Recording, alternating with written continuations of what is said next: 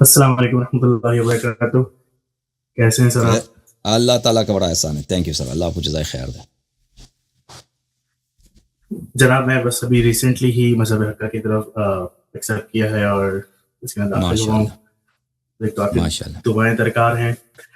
آپ کی میں اسپیچز سن رہا تھا اسی موضوع کے اوپر جو آپ فرما رہے ہیں، اور آپ ساری باتیں میں ابھی آپ کی باتیں سن رہا ہوں. بالکل آپ نے صحیح بجا فرمایا. بس میرے ایک سوال ہے، کیا ائمۃ اہل البیت علیہم الصلوۃ والسلام نے کسی ظالم حکمران کی واقعتاً بیعت کی ہے؟ مطلب آپ نے 4 حدیثیں واقعتاً بیعت کسی کی نہیں کی ہے نا. واقعتاً تو یہ ہوتا ہے کہ آپ دل رضا سے کہتے ہیں جی آپ بادشاہ ہم آپ کی اطاعت کریں، ہم آپ کو مانیں. وہ زبردستی جو بیعت ہوتی ہے نا، وہ زبردستی مجبوری میں. تو روایات میں ملتا ہے کہ زبردستی مجبوری میں بیعت ہوئی ہے جی ہاں، لیکن وہ حقیقی بیعت نہیں ہے. اور زبردستی جو بیعت ہوتی ہے وہ بیعت ہوتی ہی نہیں ہے نا. تو آپ ایک طرح سے کہہ سکتے ہیں کہ کسی کی نے بیعت نہیں کیا. بالکل صحیح کہا. جو کہتا ہے کہ ائمہ اطہار علیہ السلام نے کسی ظالم کی بیعت نہیں کی، بالکل صحیح کہتا ہے. کیونکہ وہ جو بیعت ہوتی ہے زبردستی آپ سے لیا جاتا ہے، آپ بیعت نہیں کریں گے ہم آپ کو قتل کریں گے. تو وہ تو اس طرح کی کوئی بات بھی ہو نا، وہ اس کی کوئی حقیقت نہیں. ابھی میں آپ کو کہہ دوں نا، اس سند امضا کرو، آپ دستخط کرو یہاں پہ کہ تم نے میرے اپنے مکان کو مجھے عطا کیا ہے. نہیں کرو گے تو میں قتل کر دوں گا آپ کو. بھائی ابھی قتل سے بچنے کے لیے آپ نے وہاں پہ دستخط کر دی. بھائی اس کی کوئی ویلیو نہیں ہے، اس کی کوئی ویلیو نہیں ہے. یعنی یہ کوئی آپ نے مجھے ملکیت نہیں دی ہے. ٹھیک ہے نا. اسی طرح جو بیعت ہوتی ہے، بیعت جو احادیث میں، یہ کوئی ائمہ طاہرین علیہ السلام کے ایک ظالم کی امامت کو قبول کریں بالکل نہیں کر سکتے، کبھی قبول نہیں کر سکتے. لیکن اللہ تعالیٰ نے کیونکہ تقیہ کا دروازہ کھولا ہوا ہے، ٹھیک ہے نا، تقیہ کا دروازہ کھولا ہوا ہے، تو اگر آپ اس کو ایک حاکم کی حیثیت سے بھائی وہ کہتا ہے اگر نہیں کرو گے تو میں قتل کروں گا، یا آپ پہ سختی کروں گا، یا آپ کی شیعوں کو قتل کروں گا، یا آپ کو پتہ ہے کہ اگر آپ نے نہیں کی تو وہ زبان سے نہ بھی کہہ دے نا، تو پتہ ہے کہ اس کے نتائج بڑے سخت ہوں گے. ٹھیک ہے نا، بہت شدید ہوں گے. آپ کو بالکل دین ہی تباہ ہو جائے گا. یعنی امام علیہ الصلوۃ والسلام اس کا کوئی فائدہ بھی نہیں ہوگا کہ اگر اس سے دین بچ جائے، یا مثلا کوئی ایسی چیز اس کا بڑا فائدہ ہو اس کو، وہ بھی نہیں ہے. ٹھیک ہے نا. مثلا امام زین العابدین علیہ السلام ہے، میں نے حدیث دکھا دی، ان کے پوری دنیا میں چار شیعہ ہیں. وہ 4 شیعہ، وہ 4-5 شیعہ بیچارے، وہ بھی کمزور. یعنی وہ کیا، اگر سامنے والا کہتا ہے بیعت نہیں کرو گے تو میں تجھے قتل کر دوں گا، تو ان کے پاس آپشن کیا ہے؟ کیا آپشن ہے؟ ایک تو معجزہ کر سکتا ہے نا، ایک تو معجزہ کر سکتا ہے کہ بھائی سامنے والا اسی وقت میں مر جائے، کوئی ہو جائے. لیکن ائمہ طاہرین علیہ السلام ہر جگہ معجزہ نہیں کرتے تھے. رسول اللہ صلی اللہ علیہ وسلم بھی ہر جگہ معجزہ نہیں کرتے تھے. رسول اللہ صلی اللہ علیہ وسلم 13 سال مکے میں تھے، اس میں سے بہت سارے سال اپنی نبوت کو وہ چھپاتے تھے. مکے والے جو ہے بتوں کی پوجا کرتے تھے. وہ جاتے تھے، خود نبی صلی اللہ علیہ وسلم جب نماز پڑھتے تھے، جب مسجد الحرام میں، تو وہ اس طرح نماز پڑھتے تھے کہ کعبہ ان کے سامنے ہو اور کعبہ کے اس طرف کیا ہو، بیت المقدس ہو، یعنی دونوں قبلے ان کے سامنے ہو جائے. اس طرح نماز پڑھتے تھے. تو سامنے تو بت ہوتے تھے نا، وہ کچھ نہیں کہتے تھے نبی صلی اللہ علیہ وسلم. میرا کہنے کا مطلب یہ تھا کہ یہ تو میں بالکل سمجھتا ہوں کہ باطن کے اندر تو انہوں نے بیعت نہیں کی، لیکن ظاہر کے اندر جیسے کہ آپ نے حدیث، آپ کی 4 حدیث آپ نے کہی تھی. سب سے پہلے تو آپ نے یہ فرمایا تھا کہ امام زین العابدین علیہ الصلوۃ والسلام نے یزید کی بیعت کی تھی جب وہ مدینہ آیا.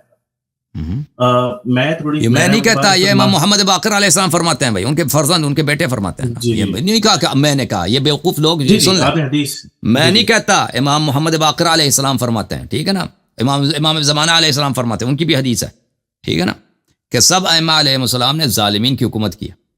اچھا، لیکن اس کی تفصیل ہمیں نہیں ملتی کہ واقعا انہوں نے بیعت کہاں پہ کی ہے، کس طرح کیا ہے. یہ بیعت ہو سکتا ہے کہ مثلا بیعت جس طرح بیعت کیا جاتا ہے، یہ اس سے مراد یہ ہو، یا یہی کہ آپ جب جاتے ہیں نا اس کو امیر المومنین کہہ کے خطاب کرتے ہیں کہ میں آپ کے لیے دعا گو ہوں، میں آپ کے اطاعت اپنے پہ واجب سمجھتا ہوں. اگر یہ خود ایک طرح کی بیعت ہے. بھائی ابھی جو میں نے دکھائی نا، ابھی میں امام محمد وہ اس کی سند کتنی پیاری سند ہے، کتنی معتبر سند ہے. کتاب کامل الزیارات کی، کہ امام محمد باقر علیہ السلام فرماتے ہیں، اس میں کوئی سند میں تو کوئی شک ہی نہیں ہے. فرماتے ہیں کہ میں آپ امیر المؤمنین ہیں، میں آپ کی طاعت اپنے پہ واجب سمجھتا ہوں، اور آپ کے سوالات کا جواب ایمانداری سے دینا واجب سمجھتا ہوں، اور آپ کی خیر خواہی اپنے آپ پہ واجب. یہ بیعت ہے. بھائی یہ بیعت ہے، یہ بیعت ہے.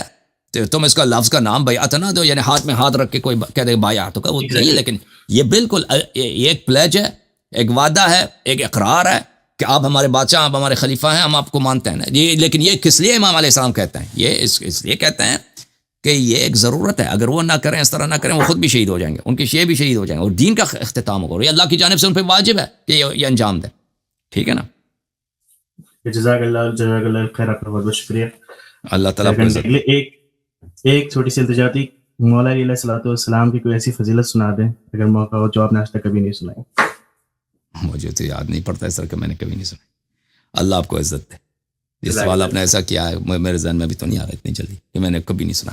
اللہ آپ کو عزت دے. Thank you sir. جزاک اللہ. بہت مہربانی. السلام علیکم. وعلیکم السلام ورحمۃ اللہ.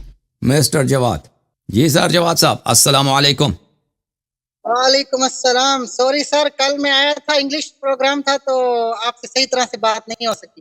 کوئی بات نہیں, کوئی بات نہیں. آج اردو پروگرام میں آپ بات کریں. تھینک یو, بہت شکریہ.